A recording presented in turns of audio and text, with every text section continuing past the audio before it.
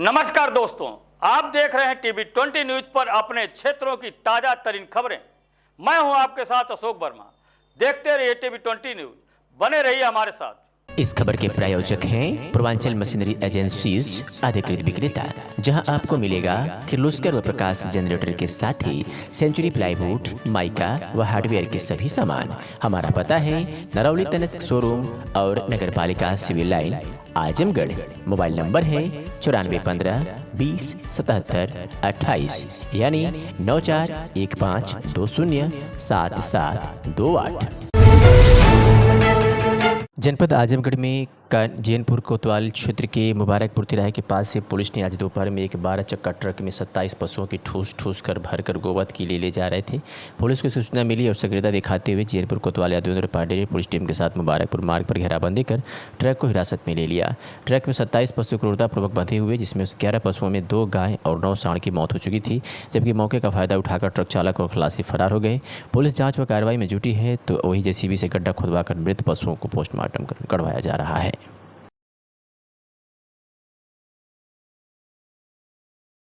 Jainpur police द्वारा गोवंश तस्करी के मामले में महत्वपूर्ण कार्रवाई की गई है। एक सूचना के आधार पर, जिसमें सूचना थी कि 12 चक्का ट्रक पर गोवंश की तस्करी की जा रही है, उन्होंने जाम लगवा के इसको रोका और पकड़ने का प्रयास किया, तो उसके जितने अभियुक्त सभी भागी केवल इसका मालिक इसे गिरफ्तार हुआ है। इसमें 27 गोवंश बरामद हुए, जिसमें से 11 की मृत्यु हो गई है। इतना क्रूरतापूर्वक इनको भरा गया था और इनकी धुलाई की जा रही थी, जिसमें 11 की मृत्यु हो गई है। 16 जीवित बरामद हैं, उन पर उचित कार्रवाई की जा रही। इसमें अभियोग पंजीकृत की गई है और जो अभियुक्त पकड़े गए हैं और जो पकड़े जाएंगे उन पर कठोरतम कार्रवाई सुनिश्चित की जाएगी। आजमगढ़ के सगड़ी जैनपुर कोतवाली पर शनिवार को कोतवाल यादवेंद्र पांडे की अध्यक्षता में लाल पगड़ीधारियों की आगामी रामलीला और दशहरा त्यौहार को देखते हुए एक बैठक की गई और चौकीदारों को आवश्यक दिशा निर्देश दिए गए। बैठक में चौकीदारों की पेश कसते हुए कहा कि आप सब पुलिस विभाग के लिए महत्वपूर्ण कड़ी हैं, बशर्ते आप अपनी भूमिकाओं को समझें और गाँव पर नजर रखें। गाँव में दूर दराज से आने वाले बंजारे जो गाँव में रुकते हैं, बाहर से आए हुए हैं व्यक्तियों, जमानत पर छोटे व्यक्तियों, जमीनी विवाद से झगड़े, चोरी और अन्य छोटे बड़े झगड़ों सहित त्योहारों में गाँव रखे जाने वाली देवी पंडालों पर नजर रखें तो अपराध को रोका जा सकता है। कोतवाल यादवेंद्र पांडे ने कहा कि चौकीदार पुलिस विभाग के लिए मजबूत कड़ी है और यदि गांव के चौकीदार गांव में पैनी नज़र रखें और हर छोटी बड़ी घटनाओं पर पुलिस को अपडेट देते रहें तो बड़े अपराधों को होने से पूर्व में ही कुचला जा सकता है। इसलिए चौकीदारों को अपनी महत्वपूर्ण भूमिका का निर्वहन कड़ाई से करनी चाहिए। अब जो चौकीदार ड्यूटी समय से नहीं करेगा उसके मानदेय भी नहीं मिलेंगे, इसके जिम्मेदार चौकीदार स्वयं होंगे। हर महीने के दूसरे रविवार को जो चौकीदारों की बैठक आयोजित की जाएगी, जिससे कि उन्हें गांव में हो रहे छोटे बड़े विवाद को आपस में साझा किया जा सके और उन्हें जागरूक किया जा सके। जागरूकता के अभाव के कारण ही चौकीदार अपने कर्तव्यों का निर्वहन सही तरीके से नहीं कर रहा है। हम सबको मिलकर उन्हें उनके कर्तव्य को याद दिलाते हुए जागरूक करने की आवश्यकता है, जिससे कि ग्रामीण स्तर पर अपराध को रोका जा सके। इस दौरान थाना अंतर्गत 89 चौकीदारों को लाल पगड़ी साफा वितरित किया गया। समस्त चौकीदार बैठक में के दौरान उपस्थित थे। आजमगढ़ की सगड़ी में तहसील क्षेत्र के 1 दर्जन गांव से अमृत कलश यात्रा नथुपुर कारगिल सहित रामसमूह यादव की प्रतिमा से एकत्रित होकर निकाली गई। भारत माता के जयकारे के साथ पहुंचे आजमगढ़ खंड विकास जानकारी के अनुसार रविवार की सुबह 11 बजे अमृत कलश यात्रा नथुपुर, छतरपुर, खुशहाल, हरनई, इस्माइलपुर, धौरहरा, दाऊदपुर की अमृत कलश यात्रा गाँव से निकलकर नथुपुर स्थित कारगिल सहित रामसमूह यादव की प्रतिमा पर पहुंची, जहाँ से सचिव प्रदीप तिवारी के नेतृत्व में भारत माता का जयकारा लगाते हुए रैली निकालकर खालिस बाजार में शाहपुर, नेवादा व सगड़ी कस्बा गाँव की कलश यात्रा रैली में सम्मिलित हुई। इसके बाद कलश यात्रा मुबारकपुर तिराहे पर वासुपार वनकट गाँव की कलश यात्रा अमृतसर यात्रा की रैली में सम्मिलित हुई। जैनपुर कस्बा होते हुए अजमतगढ़ मगोगा साहब भिखी साहब की प्रतिमा के पास पहुंची, जहां से अजमतगढ़ कस्बा पैदल भ्रमण करते हुए भारत माता का जयकारा लगाते हुए अजमतगढ़ खंड विकास पर पहुंची, जहां कलश यात्रा का भव्य रूप से स्वागत किया हुआ। अजमतगढ़ खंड विकास में स्थित शहीद स्मारक पर अमृत कलश रखा गया, जिसमें मुख्य रूप से सचिव सुरेंद्र प्रसाद, अभिषेक प्रभाकर, अमरजीत, अमरदीप, वहाब खान, सोमेश यादव सहित तमाम लोग मौजूद रहे। उत्तर प्रदेश के आजमगढ़ जनपद की वोडनपुर तहसील क्षेत्र के विकासखंड नरौला के दही बड़ाया पार्क गांव के ग्रामीणों ने आज खराब रास्ते को लेकर समाजसेवी मनोज विश्वकर्मा के नेतृत्व में विरोध प्रदर्शन किया। बता दें कि देश को आज़ाद हुए 75 वर्ष से अधिक हो गए, लेकिन इस गांव में आने जाने के लिए ग्रामीणों को रास्ता नहीं है। कमर बराबर पानी से बारिश के समय में ग्रामीणों को आना पड़ता है। अगर संभल करना चले तो इस पानी में गिरकर चोटले भी हो जाते हैं और कपड़े भी खराब हो जाते हैं। वहीं गाँव के ग्रामीणों को तंग न होकर इससे आश्रय से गुजारना पड़ता है। वही स्कूली बच्चे महीने स्कूल नहीं जा पाते, जिसके चलते ग्रामीणों में काफ़ी आक्रोश देखने को मिला। ग्रामीणों का आरोप है कि भारत देश भले ही आज़ाद हो गया हो, लेकिन हमारा गांव अभी भी गुलामी की दास्तान को झेल रहा है। ग्रामीणों ने क्षेत्रीय मंत्री और विधायक को खूब कोसा, साथ ही ग्राम प्रधान को भी नहीं छोड़ा। ग्रामीणों ने बताया कि हमारा जनप्रतिनिधियों से भरोसा उठ गया है, केवल जनप्रतिनिधियों द्वारा हमें आश्वासन की घुट्टी ही पिलाई जा रही है। आगामी चुनाव को देखते हुए ग्रामीणों ने लोकसभा चुनाव के बहिष्कार की घोषणा कर दी है। दही बड़ियापार में लगभग 400 से 500 की आबादी का यह गांव अभी भी सरकारी योजनाओं का लाभ नहीं ले पा रहा है। ग्रामीणों ने बताया कि हमारे गांव तक ना तो एम्बुलेंस पहुंच पाती है, ना ही कोई सरकारी कर्मचारी। शादी विवाह में भी गाड़ियां गांव से 2-3 किलोमीटर दूर हैं, बाहर खड़ी होती हैं। यदि कोई बीमार पड़ता है तो हम लोग उसे चारपाई पर उठा करके गांव से बाहर 4 किलोमीटर बाहर ले जाना पड़ता है। यह सफ़र बड़ा ही कष्टदायी हो गया है।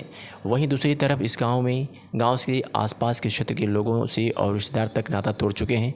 अब तो लोग शुभ अशुभ कार्य में भी आने को तैयार नहीं होता है। इस गाँव के लोग अपना रिश्ता करने से भी मना करना शुरू कर दिया है। इस समस्या के संबंध में ग्रामीणों द्वारा कई बार शासन प्रशासन से भी गुहार लगाई गई, लेकिन इस समस्या का निराकरण अभी तक नहीं किया गया। मात्र आश्वासन दिया जाता है। योगी सरकार भले ही बड़े बड़े दावे कर ले, लेकिन ग्रामीण क्षेत्रों में अभी भी लोग दुर्दशा झेलने को भी बस हैं। डाही के निवासी है रामनारायण यादव। हाँ। क्या समस्या है? समस्या बहुत है, पानी यहाँ लगा हुआ है और बच्चे स्कूल जाने में असमर्थ रहते हैं हर वक्त, बड़ी परेशानी से 2-3 महीने स्कूल बरसात में नहीं जाते हैं। इसकी शिकायत आपने कहीं किया था? हाँ किए थे, कई एप्लीकेशन दिए थे, तहसील पर दिए थे, जिला पर दिए थे, क्या हुआ? लेकिन कोई सुनवाई नहीं हुई। कभी नहीं कोई सुनवाई? कभी ये समस्या कितने दिनों की है? बहुत दिनों से, आज 20 साल से है, 20-25। कब से है? अरे साहब हमें दादा यहाँ रहता ना, उम्र गए तब बनवाए यहाँ आइला। तो दादा बने आज़ादी से पहले? आज़ादी से पहले देश आज़ाद हुआ उसके बाद से भी बना नहीं। कहाँ कारण क्या है इसका? कारण क्या है? जैसे कोई विधायक मंत्री नेता कोई ध्यान नहीं दे रहा है? सबकी के यहाँ गए थे, कोई नहीं सुना। कोई नहीं सुन रहा है। रोड बननी चाहिए। हाँ रोड बननी चाहिए। अच्छा, अगर आपको इस बारिश में जैसे इस समय पानी है लगा हुआ, अगर कह दिया जाए आजमगढ़ जाना है तो कपड़ा तो नया पहनेंगे, धोती नहीं पहने कैसे जाएंगे? निकाल के रख लेते, कंधे पर रख लेते हैं, ओकर बाद जाके तो पहनते हैं हाथ गोड़ धोकर। अच्छा, ये जैसे नदी वाले क्षेत्र में, बाढ़ वाले क्षेत्र में लोग करते उसी तरह से वही दुर्दशा वही दुर्दशा बन जाए। बन जाए। क्या नाम है? बोलिए। हाँ बोलिए, बताइए अपना नाम। हाँ दे मिट्टू यादव। मिट्टू यादव, निवासी यहीं के हैं, डाही के। हाँ। क्या समस्या आपकी है? समस्या ये रोड की है, और रोड कोई बनवाते हैं। अरे रोड तो आज हमारे बाप दादा रहे तो भी ऐसे ही रहा, आज भी हम लोग आए, बुढ़ौती आ गई, ऐसे ही भी है। रोड ऐसे ही बना। आपके क्षेत्र के मंत्री बलराम यादव जी हैं, विकास बलराम मंत्री, संग्राम उनके लड़के हैं, सब लोग आए, देखे, वोट लेते हैं, चले जाते हैं। कभी कुछ नहीं कहे? कोई क्या कहते हैं, कुछ नहीं मतलब कहते। समस्या 6 महीने तक महाप्रधान आए थे, तो एक थे महाप्रधान है, वो जिला परिषद से उधर थोड़ी खड़ंजा लगवाए, उसके बाद इधर रुक गया, नहीं लगा। अब इसमें कैसे रुक गया वो अपने लोगों को नहीं मालूम है। अच्छा, कितने लोग होंगे इधर, कितनी आबादी होगी? आबादी तो यहाँ कम है, मान लो ये बच्चे उच्चे इन लोगों के हैं, कम से कम 10-20 घर ये लोग हैं, 4-5 घर हम लोग इधर हैं। 300-400 आबादी। तो समस्या तो है। बीमार पड़ता है तो? बीमार पड़ता है तो कभी कभी जो जाने लायक नहीं रहता तो उसको खाट के ऊपर उठा के टांग के लेके जाते हैं। चलिए ठीक है। हरमती इस गांव की निवासी बड़ियापार। वो जो लड़की को दिखाओ, जैसे बताओ अपनी समस्या बताइए। अब तक बढ़िया बता रहे हैं, क्या समस्या है? यह समझता लइकन के परिवार बेकल पड़े नहीं तो हमारे उनके ना जाए मिला परेशानी, खटिया से रात बिरात रास्ता पहरा ना सही है, तो उठाए के और काहे बनने के ना चाहे तो लड़का कैसे पढ़िए नहीं, कैसे ज्ञान हो उन्हें के। वोट देती हैं? वोट हाँ हाँ के दे लूं?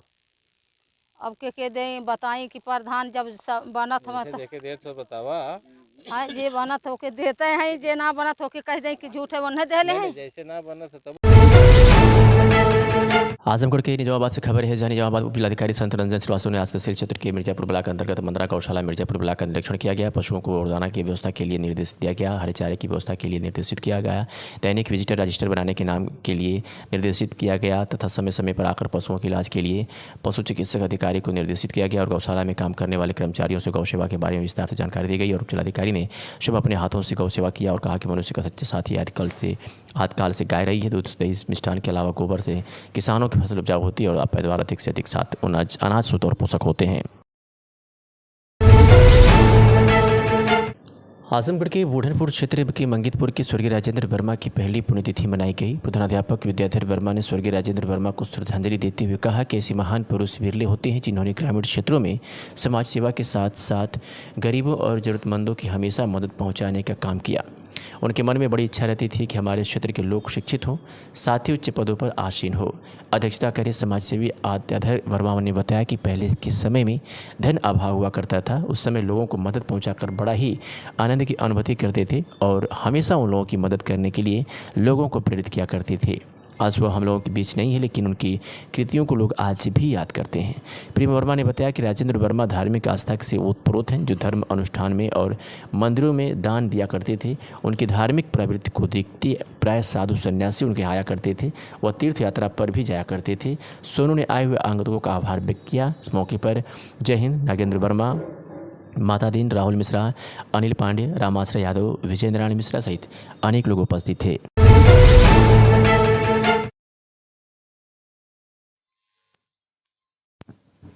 तरवा पुलिस ने फर्जी शपथ पत्र बनवाकर जमीन को अपने नाम कराने वाले अभियुक्त को गिरफ्तार करने में सफलता हासिल की है। बता दें कि 29 जुलाई के दिन वादी मुकदमा मोहन चौहान पुत्र स्वर्गीय रिखई चौहान साकिंग जुआ थाना तरवा जनपद आजमगढ़ ने थाना स्थानीय पर शिकायत किया था कि 29 जुलाई 2023 को वादी के भाई राजाराम और भतीजा संतोष द्वारा धोखाधड़ी करके माता स्वर्गीय रमावती देवी के नाम की जमीन को फर्जी शपथ पत्र बनवाकर एकमात्र जायज़ कानूनी वारिस अथवा अपने आप को अकेला पुत्र बताकर खरियाने की मूल्यवान जमीन अपने नाम करवा ली। इस संबंध में मुकदमा पंजीकृत किया गया और पुलिस ने आज उसे गिरफ्तार करने में सफलता हासिल की है। भारतीय जनता पार्टी के पूर्व जिला महामंत्री स्वर्गीय राजेंद्र मिश्रा की पुण्यतिथि के अवसर पर उनके सुपुत्र भाजपा प्रदेश कार्य समिति सदस्य अखिलेश मिश्रा गुड्डू ने विगत वर्षों की भांति सेवा के विभिन्न कार्यक्रमों का आयोजन कर अपने पूज्य पिता को श्रद्धासुमन अर्पित किया।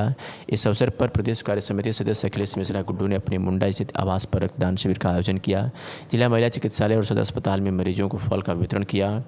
एकलव्य वनवासी कल्याण आश्रम में पढ़ने वाले छात्रों को उनकी ज़रूरत का सामान वितरित किया। ज़रूरतमंदों को कंबल का वितरण कर भोजन कराया। इस अवसर पर आयोजित श्रद्धांजलि सभा में जिलाध्यक्ष आजमगढ़ सदर कृष्णपाल, निवर्तमान जिलाध्यक्ष ध्रुव कुमार सिंह, विनोद राय, प्रेम प्रकाश राय, मंजू सरोज समेत हजारों की संख्या में कार्यकर्ताओं पदाधिकारियों ने अपने लोकप्रिय नेता पूर्व जिला महामंत्री भाजपा स्वर्गीय राजेंद्र मिश्रा को श्रद्धासुमन अर्पित किया। इस अवसर पर जिलाध्यक्ष आजमगढ़ सदर कृष्णपाल ने कहा कि स्वर्गीय राजेंद्र मिश्रा भाजपा के कद्दावर नेता थे। आदताइयों ने 19 वर्ष पूर्व भाजपा के जिला महामंत्री राजेंद्र मिश्रा जी की निर्मम हत्या कर दी थी। राजेंद्र मिश्रा मेरे साथ जिला महामंत्री के रूप में बड़ी ही कर्मठता और कार्यकुशलता से विपरीत परिस्थितियों में भी संगठन को सुदृढ़ करने का काम कर रहे थे। उनकी कमी सदैव खलती रहेगी। स्वर्गीय राजेंद्र मिश्रा के सुपुत्र अखिलेश मिश्रा गुड्डू अपने पिता के अधूरे कार्यों को पूरा कर रहे हैं। इस अवसर पर प्रदेश कार्य समिति सदस्य और स्वर्गीय राजेंद्र मिश्रा के सुपुत्र अखिलेश मिश्रा गुड्डू ने कहा कि मैं उसका जो बीड़ा उठाया हूँ हर संभव कार्य करने का पूरा प्रयास करूँगा। आजमगढ़ के जन जन की सेवा करना और आजमगढ़ में कमल खिलाना ही मेरा लक्ष्य है। इस अवसर पर रक्तदान करने वालों में प्रदेश कार्य समिति सदस्य अखिलेश मिश्रा गुड्डू, योगेंद्र यादव, अभिषेक गुप्ता गोलू, आशुतोष पाठक, सुरेंद्र सिंह, शैलेंद्र अग्रवाल, बाबूराम चौहान, आशीष गुप्ता, मुंशी निषाद, संतोष सिंह जैसे सैकड़ों कार्यकर्ताओं ने रक्तदान महादान किया। इस अवसर पर डॉक्टर श्याम नारायण सिंह, सचिदानंद सिंह, डॉक्टर अखिलेश चंद्रा, जयराम उपाध्याय, माहेश्वरी कांत पांडेय, रामकृपाल उपाध्याय, हरिवंश मिश्रा, पवन मिश्र सिंह मुन्ना, पंकज कौशिक, विनय गुप्ता, नीरज तिवारी, धर्मेंद्र सिंह, विवेक निषाद, अवनी चतुर्वेदी, मृगांक शेखर सिन्हा, अंकित शुक्ला, प्रदीप पांडेय, धर्मवीर चौहान, नीरज सिंह, राजन उपाध्याय समेत हजारों की संख्या में लोगों ने श्रद्धांजलि अर्पित किया। आजमगढ़ की पुलिस ने रंगदारी मांगने वाले आरोपी को गिरफ्तार किया है, जिसमें 3 आरोपियों को गिरफ्तार किया है। जहानागंज पुलिस ने 6 अक्टूबर 2023 को वादी रमेश चंद्र जायसवाल पुत्र स्वर्गीय अमीन चंद जायसवाल निवासी बढ़लगंज थाना जहानागंज आजमगढ़ उपस्थित थाना आकर एक शिकायत दिया था कि मेरा दवाखाना बढ़लगंज बाजार में स्थित है। 6 अक्टूबर को सुबह जब मैं अपना दवाखाना खोला तो देखा कि पन्ना लपेट कर मेरे दरवाजे में खोसा हुआ, जिसको खोलकर देखा हुआ पड़ा तो उसमें लिखा था कि 2 लाख रुपये धर्मकांटा के पास एक गुमटी टाफी बिस्कुट की है, वही फर्क दो नहीं तो 2-3 दिन में तुम्हारी हत्या कर दी जाएगी। जब मेरे द्वारा CCTV कैमरे में देखा गया तो रात में मेरे गाँव जिलानी पुत्र इलियास एवं सोनू पुत्र साहब आलमगीर द्वारा उक्त पन्ना मेरे दुकान दरवाजा में खोसा गया है। उन लोगों द्वारा अवैध रूप से रंगदारी वसूलने के लिए ऐसा किया गया है। रंगदारी न देने पर जान से मारने की धमकी दी। इस मामले में पुलिस ने मुकदमा पंजीकृत कर उसे गिरफ्तार करने में सफलता हासिल की है। आजमगढ़ में अखिल भारतीय ब्राह्मण वर्षीय महासभा की एक बैठक नगर के लाड़ली स्थित श्री बड़ा गणेश मंदिर में संपन्न हुई। बैठक में सभा की मजबूती पर विचार विमर्श किया और देवरिया में सामूहिक हत्या एवं सुल्तानपुर में हुई ब्राह्मण की निःशंस हत्या के संबंध में मुख्यमंत्री को ज्ञापन देने का निर्णय लिया गया। बैठक को संबोधित करते हुए राष्ट्रीय संगठन मंत्री पंडित सुभाष चंद्र तिवारी कुंदन ने कहा कि वर्तमान परिवेश में समाज की अगुवाई करने वाले ब्राह्मणों को संगठित होने की आवश्यकता है। आज ब्राह्मणों के साथ हो रहे उत्पीड़न और अत्याचार की घटनाएं निंदनीय है। देवरिया में सामूहिक नरसंहार प्रशासन की लापरवाही के चलते हो गया। न्याय के लिए भटक रहे उस गरीब ब्राह्मण का पक्ष पहले ही सुन लिया गया होता तो यह घटना नहीं हो पाती। जिला सहकारी बैंक के पूर्व चेयरमैन जयप्रकाश पांडे ने पीड़ित गरीब ब्राह्मण परिवार को 5 करोड़ मुआवजा देने के और साथ ही घटना में दूसरे लोगों के विरुद्ध शीघ्र कठोरतम कार्रवाई करने की मांग की है।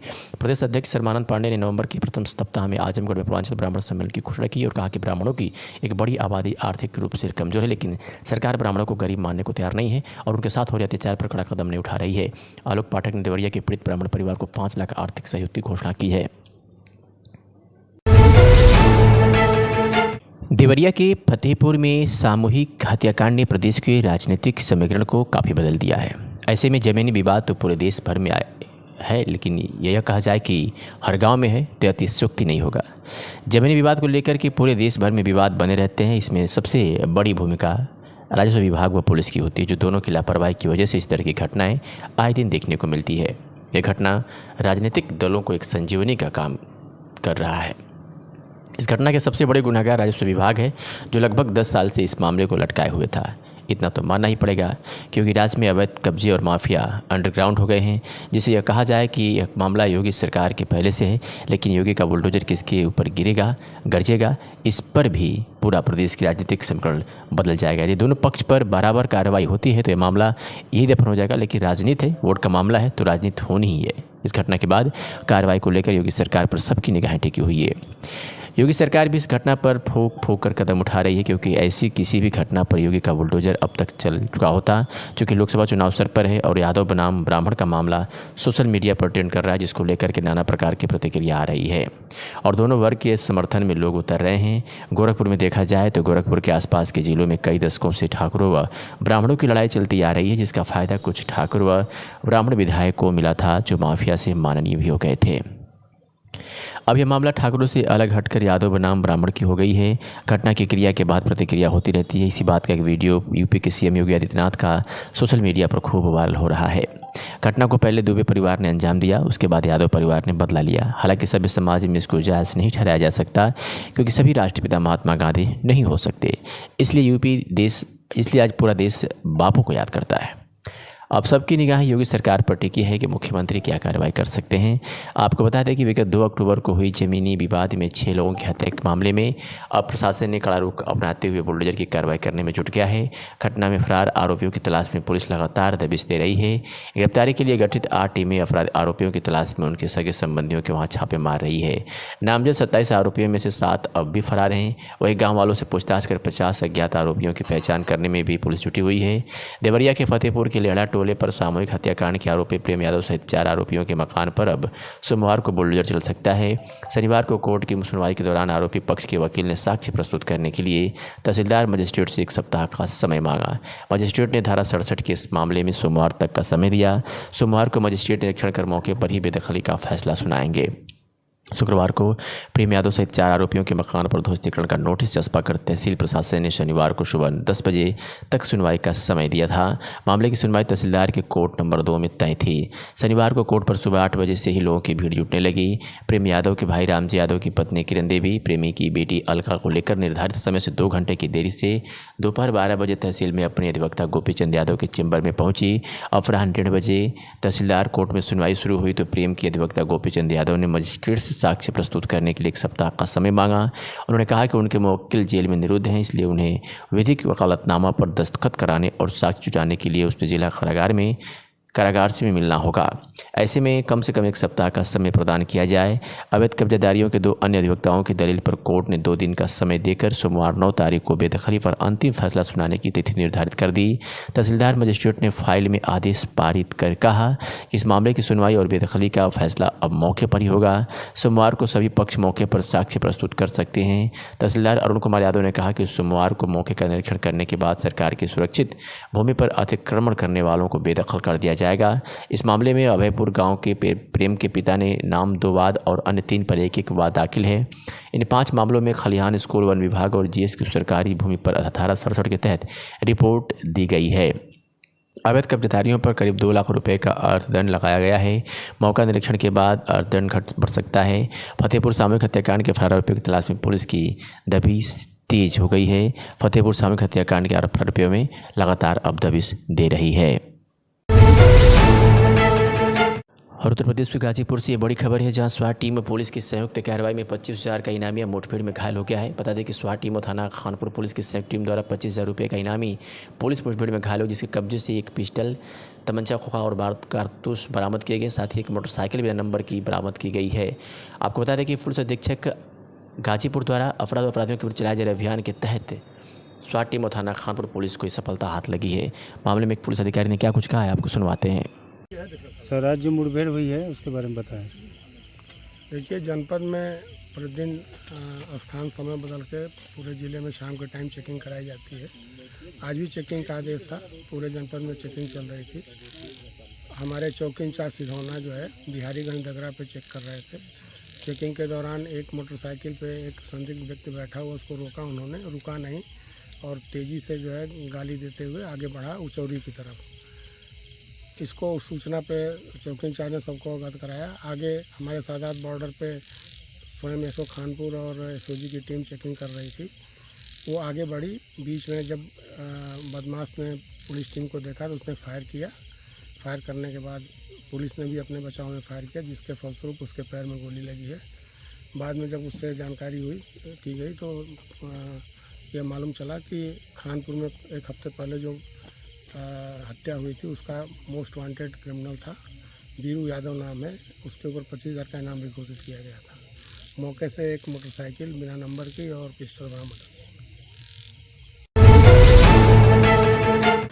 जौनपुर से ये बड़ी खबर है, जहां एसओजी पुलिस की संयुक्त कार्रवाई में 2 साथी और टॉप 10 अपराधी गिरफ्तार किए गए हैं। थाना मछलीश्वर, सिकरारा, मीरगंज व एसओजी की संयुक्त टीम के साथ मुठभेड़ में ये दोनों साथी अपराधी पुलिस के हत्थे लगे हैं। बता दें कि पुलिस अधीक्षक जौनपुर अजयपाल शर्मा के निर्देशन में अपर पुलिस अधीक्षक ग्रामीण शैलेंद्र कुमार सिंह के कुशल नेतृत्व में ये कामयाबी थाना मछली शहर और सिकरारा, मीरगंज व एसओजी टीम को मिली है।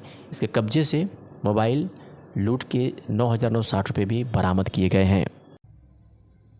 पुलिस अधीक्षक जनपद जौनपुर के कुशल नेतृत्व में अपराधियों के विरुद्ध चलाए गए अभियान के क्रम में बीती रात थाना मछली शहर के अंतर्गत कौरहा के पास पुलिस की संयुक्त टीम, जिसमें एसएचओ मछली शहर, सिकरारा, मीरगंज एवं स्वाट सर्विलांस की टीम शामिल थी, इनके द्वारा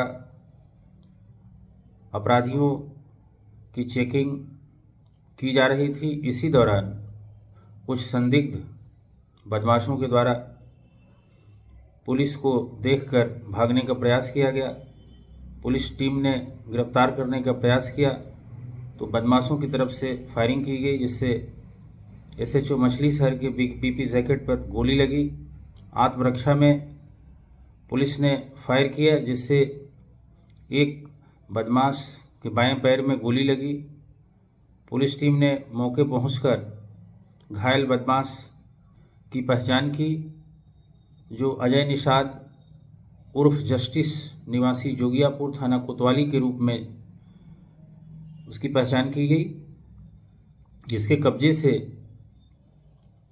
मौके पर एक अदद तमंचा 315 बोर, एक खोखा कारतूस और एक मोबाइल और लूट के 5,150 रुपये ये बरामद हुए। इसी दौरान इसका एक अन्य साथी मौके से भागने लगा। पुलिस टीम ने उसको दौड़ाकर पकड़ा, जिसकी पहचान सलीम उर्फ जोकई निवासी नावघाट थाना जफराबाद के रूप में हुई, जिसके कब्जे से एक तमंचा 315 बोर, एक जिंदा कारतूस, एक खोखा कारतूस, लूट के 4,810 रुपये, एक अदद मोबाइल, एक कीपैड मोबाइल एवं घटना में प्रयुक्त एक सुपर स्प्लेंडर मोटरसाइकिल भी बरामद हुई। अभियुक्त अजय निषाद के विरुद्ध 20 से अधिक गंभीर धाराओं में अभियोग पंजीकृत हैं। यह हिस्ट्री सीटर भी है। अभियुक्त सलीम के विरुद्ध लगभग 18 मुकदमे दर्ज हैं। यह भी शातिर अपराधी हैं।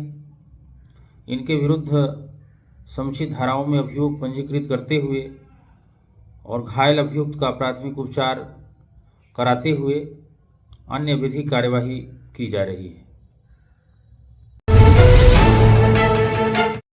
सुमैया विश्वविद्यालय प्रांगण विद्या विहार मुंबई के श्री SK सुमैया बिना मंदिर में महाविद्यालय के जे सुमैया कालिदास हॉल में सत्यमेव जयते कार्यक्रम का आयोजन किया गया।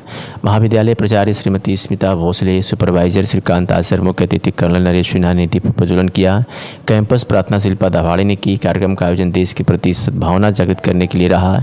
युवक और सैनिक इनको कार्यक्रम के माध्यम से जोड़ने का प्रयास था और समाज में जिम्मेदार नागरिक निर्माण करने हेतु आयोजन किया था। कार्यक्रम के मुख्य अतिथि कर्नल नरेश सिन्हा जी थे। कर्नल जी का परिचय श्रीमती आरती सूद ने किया। कर्नल नरेश सिन्हा जी ने विद्यार्थियों को अपने अनुभव का उदाहरण देकर बताया। कॉलेज जीवन से लेकर युद्ध क्षेत्र तक के सारे अनुभव उन्होंने विद्यार्थियों को बताए। जीवन में जिम्मेदारी लेकर कोई भी कार्य पूर्ण करने का संदेश उन्होंने दिया। विद्यार्थियों को सैनिक बनने अर्थात जो भी कार्य आप जिंदगी में करोगे वह पूर्ण निष्ठा, लगन और मेहनत से करने के लिए कहा। लक्ष्य फाउंडेशन का परिचय श्रीमती भारती चौधरी ने किया। अनुराधा प्रभु देसाई जी के लक्ष्य फाउंडेशन द्वारा विद्यार्थियों के लिए वीडियो प्रेजेंटेशन कार्यक्रम का आयोजन किया था। लक्ष्य फाउंडेशन सैनिकों के लिए किया जाने वाला कार्य कारगिल युद्ध के शहीद सैनिक युद्ध की कहानियाँ, कुछ सैनिकों के अनुभव, कारगिल की भौगोलिक स्थिति या वीडियो के माध्यम से विद्यार्थियों को बताया गया। हमारे देश को जिम्मेदार गुणी युवकों के देश का रक्षण करने के लिए आवश्यकता है, इस बात का संदेश विद्यार्थीगण तक पहुँचाया गया।